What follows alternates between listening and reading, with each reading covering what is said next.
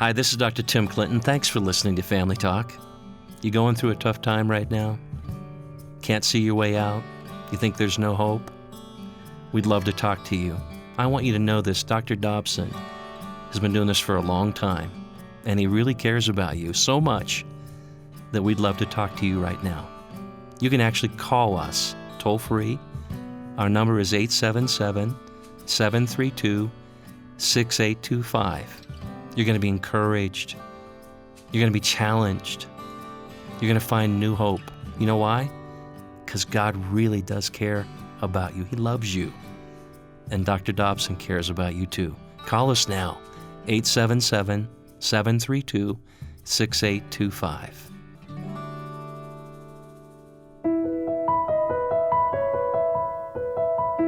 Today on Family Talk. Greetings, everyone. This is Dr. James Dobson, and you're listening to Family Talk. Today and tomorrow, you're going to hear from a man that I respect and admire highly. He is Dr. Ben Carson, and he's a world-renowned surgeon who currently serves as the U.S. Secretary of Housing and Urban Development. Dr. Carson is doing incredible work, and I want you to hear about his passion for helping others. A few weeks ago, my colleague, Dr. Tim Clinton, caught up with Dr. Carson at the Western Conservative Summit, which took place here in Colorado. They highlighted HUD's achievements over the past few years and how churches are often becoming the hands and feet of Jesus, even in that public arena. Here's that conversation now between Dr. Ben Carson and Dr. Tim Clinton on this edition of Family Talk. We have an outstanding program for you today as we are gathered at the Western Conservative Summit in Denver, Colorado. I'm joined right now by our dear friend, Secretary Dr. Ben Carson. He is currently serving as U.S. Secretary for the Department of Housing and Urban Development. Dr. Carson is a world-renowned neurosurgeon and has worked as Director of Pediatric Neurosurgery at Johns Hopkins University for over 30 years. He's a best-selling author, has been honored with numerous awards, including the Presidential Medal of Freedom. Dr. Carson has been widely recognized as a successful physician, has been called a living legend, and one of America's best leaders. I would say beloved leaders. He and his wife, Candy, have been married for nearly 45 years. They have 3 children, 3 grandchildren. He's here today to talk a little bit more about his work with HUD, Housing and Urban Development, and what we can do in helping America's struggling communities. Dr. Carson, welcome. Thank you. Good to be back with you Dr. Dobson sends his regards. Fantastic. Tell him I said hi. He thinks so much of you, and we deeply appreciate what you do. It's mutual. I know we're going to have you at the gathering this fall, so we look forward to that too. But as we get started, how are Candy and the kids and grandchildren? Everybody is doing absolutely spectacularly. Candy's probably busier than I am. Amazing. Yeah. You know, the transition from pediatric neurosurgery to the public square and public service. Dr. Carson, where did the calling come from? What motivated you? Well, interestingly enough, you know, as a pediatric neurosurgeon, I spent so much time trying to give children a second chance at life, often operating all night long, just to be depressed a few days later when I had to send many of them back into East Baltimore with lead and mold and rats and roaches and bed bugs and violence. And you know, I just felt horribly about that. And now God has provided an opportunity to do something about that environment. You know, as you've stepped into that world, you probably had no idea what you were really getting into, but God is using you in so many ways. Dr. Carson, what are some of the big issues on your heart right now, some of the biggest challenges in society that you're really trying to press into? Well, what people may have noticed is that at HUD we've sort of changed the focus from just maintaining people and getting people into programs to how many people can we get out of these programs and to a position of self-sufficiency. And we're aiming everything at doing just that. And, you know, dealing with things like homelessness. There should not be homelessness in this country, but we have places like Los Angeles and San Francisco, New York, where you just have excessive amounts of it. And one of the things that you look at, you say, what do these places have in common? Excessive regulation. Zoning restrictions and regulatory barriers that make it almost impossible to build affordable housing. And that's why in Los Angeles you have people making $50,000 a year sleeping in tents on the sidewalk. We can do better than this. And, I'm not one of those people who says you need to get rid of all the regulations, but we need to look at them, examine them. What we've done over the decades is just put one on top of another instead of replacing one with another.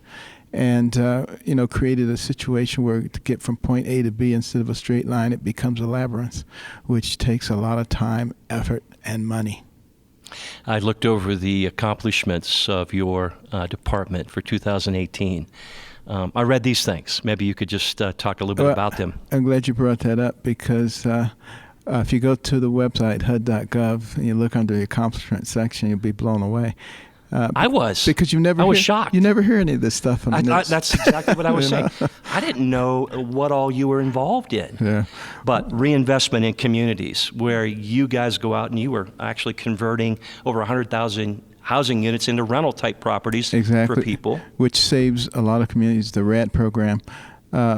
This is a way that we can basically change the whole paradigm because, in the past, the government would ride in on a white horse with a bucket of money and create these massive multi-family things with little forethought or hindthought or any holistic interventions or maintenance.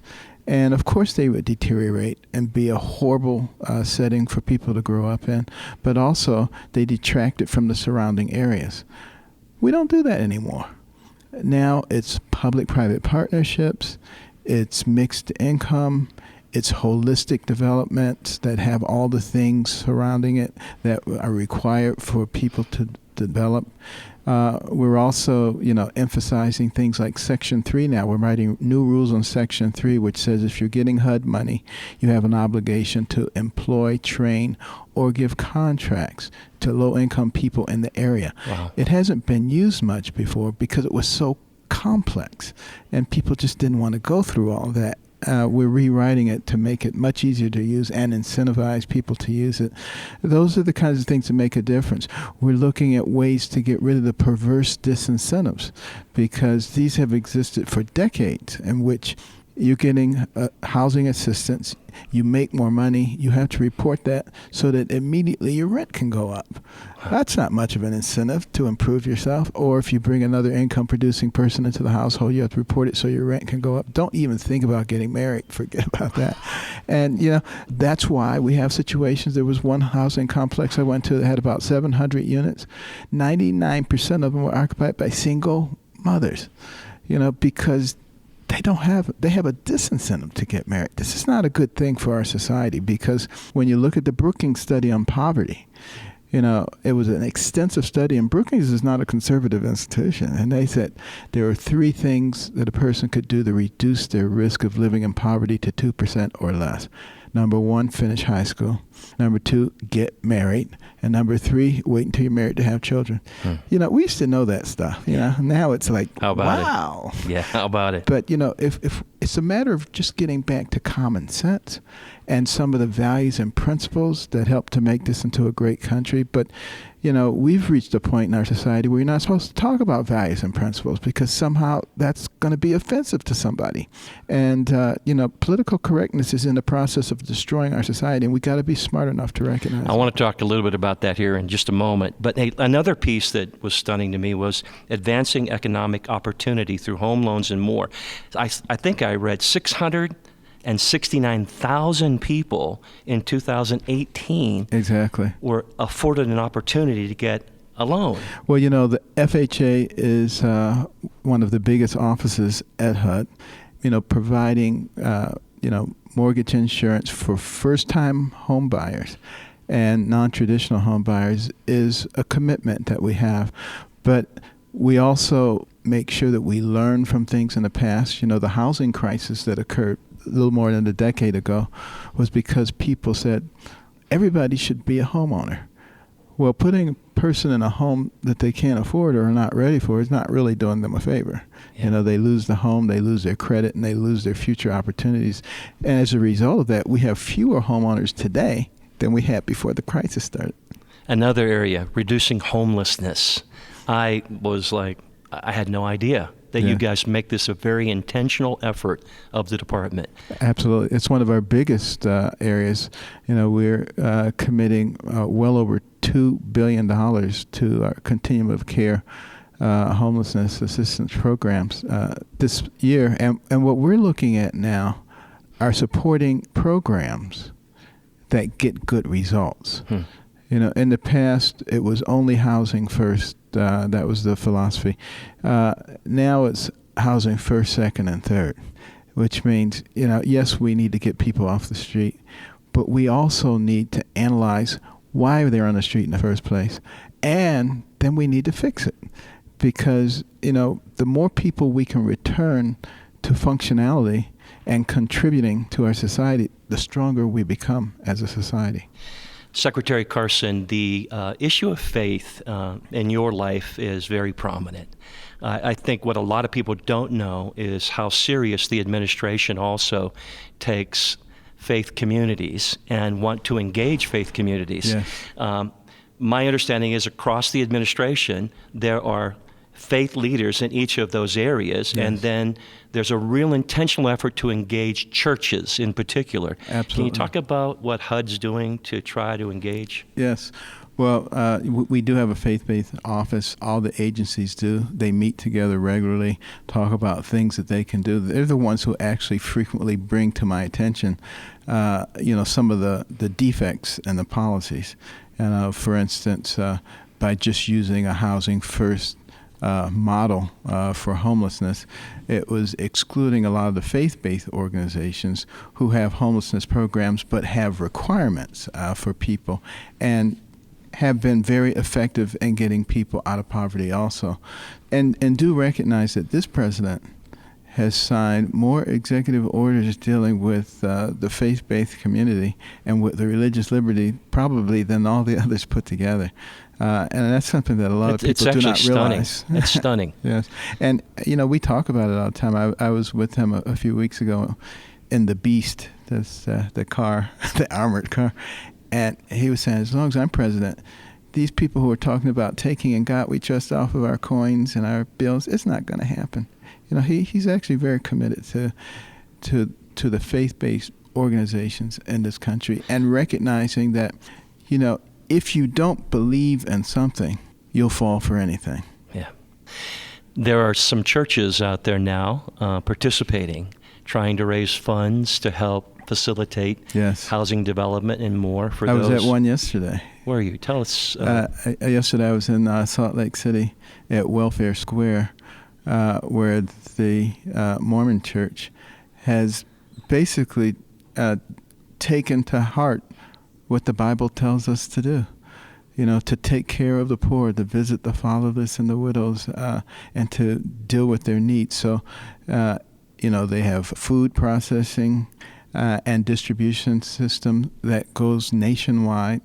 They're the ones who actually supply a lot of the relief shelters and things who need food, clothing, furniture, all kinds of support items for people. And really, when you think about a lot of the things that my agency does and some of the agencies do, these are things before we had these agencies that the churches used to do. Yeah. And, I think it's very good to re-engage the faith-based community. And also because they help us to really talk about values again.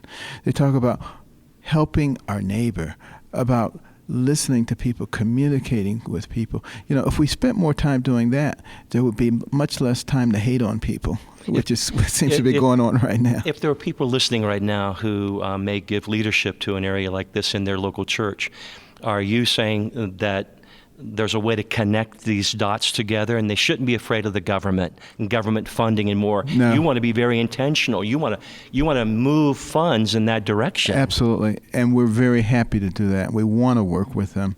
And, separation of church and state does not mean that the state and the church cannot cooperate together for the greater good of society. Millions of believers, Secretary Carson, were stunned, I think angered, dismayed that the Born Alive Act was stalled or blocked in Congress. You responded with a statement that you said the morality of our country is at stake in this abortion debate. Most believe it will be the centerpiece of the upcoming election and more. Dr. Carson, speak to us about your position on pro-life. I know you even talked about babies in the womb feeling pain and more. You've been very outspoken. Well, all you have to do is, look at a 10-week-old fetus. 10 weeks. You already see a little nose there and little eyes and fingers and toes and the heart's beating. Now, how can you say that's a meaningless bunch of cells?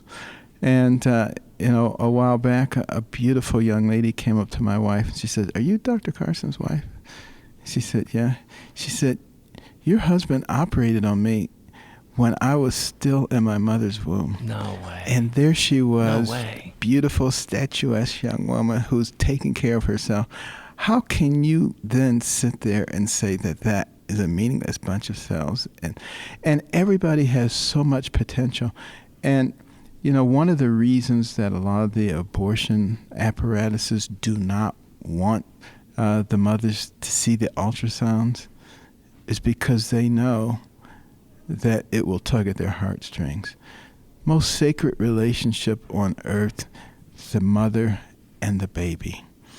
And God has placed that baby in the most protected environment that it can be in.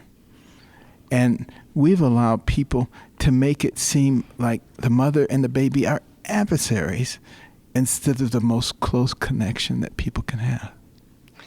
The drift of the left to even embracing infanticide. Governor Northam in the state of Virginia and the controversy that exploded around his decision. Dr. Carson, what do you think? I mean, what's happening? Why this insanity? I think people are just not thinking it through. And, they're listening to talking heads as opposed to listening to their heart.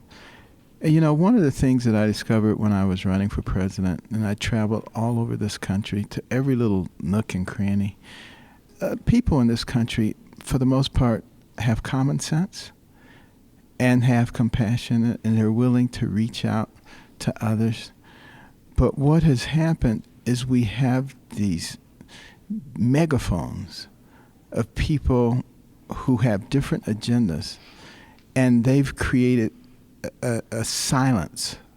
People are afraid to speak out because they'll be harassed, they'll be called names, their families will be attacked. It's almost terroristic. It really is. It is. And I say all the time to people, we must remember that in order to have the land of the free, you have to have the home of the brave. You got to be brave enough to stand up for what you believe in, because if you don't, it will disappear. I know we're fighting the clock, and you've been so gracious with your time. Dr. Carson, I want to just throw, I guess, maybe a softball your way, but I think you'll get this. Dr. Dobson and I really believe there's a stirring, that maybe even an uprising is being felt among the people. There's some battle out there about whether or not we should engage in the public square, that, and there's been really, like you just referenced, an effort to silence, to shame, to create a stigma on those who would stand for what they believe in. Exactly. What do you say to our listeners as you look to the future and the horizon? And can you give us some great news, some hope? I say, think about your children and your grandchildren and all those who come after us. What will we leave them if we're not willing to stand up for the values and principles that made this into a great nation, that made this into one nation under God, indivisible? When we listen to all the forces of division that are out there, trying to divide people on the basis of race, income, age, religion, you name it, they're trying to divide us. Divide and conquer. Jesus said it best. A house divided against itself cannot stand. Abraham Lincoln repeated it, and it's absolutely true today. And it's up to each one of us in our sphere of influence to do what we can to counter the culture of division and hatred that threatens our nation. We deeply appreciate your stand. Know of our prayers for you, your wife Candy, your children, your grandchildren, and more. And may God continue to do a great work. Thank you for so His much. glory. Wonderful to be with you again. Thank you.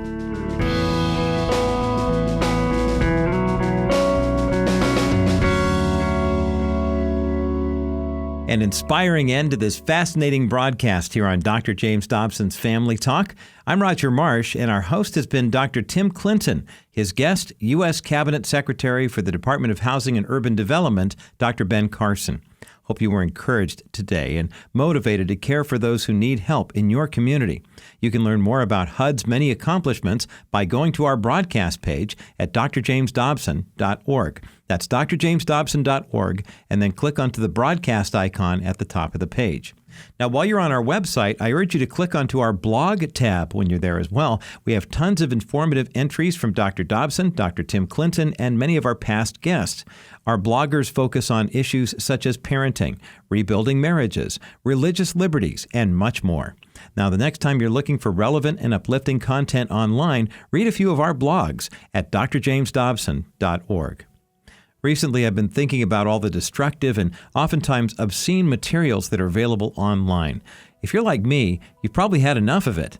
Well, if so, may I suggest a more uplifting alternative? Follow Dr. James Dobson's Family Talk on Facebook, Twitter, Instagram, and YouTube. Our profiles focus on inspiring content that will bless you and your family. Catch up on past broadcasts, read engaging articles, or just enjoy the inspirational scriptures that we post. Fill your day with God-honoring material by following Family Talk on social media. It's a great alternative to all the negativity on social media that we are bombarded with each and every day.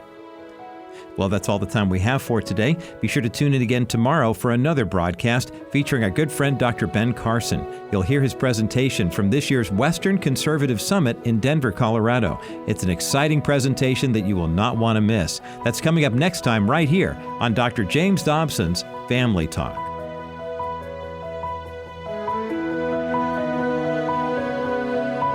This has been a presentation of the Dr. James Dobson Family Institute.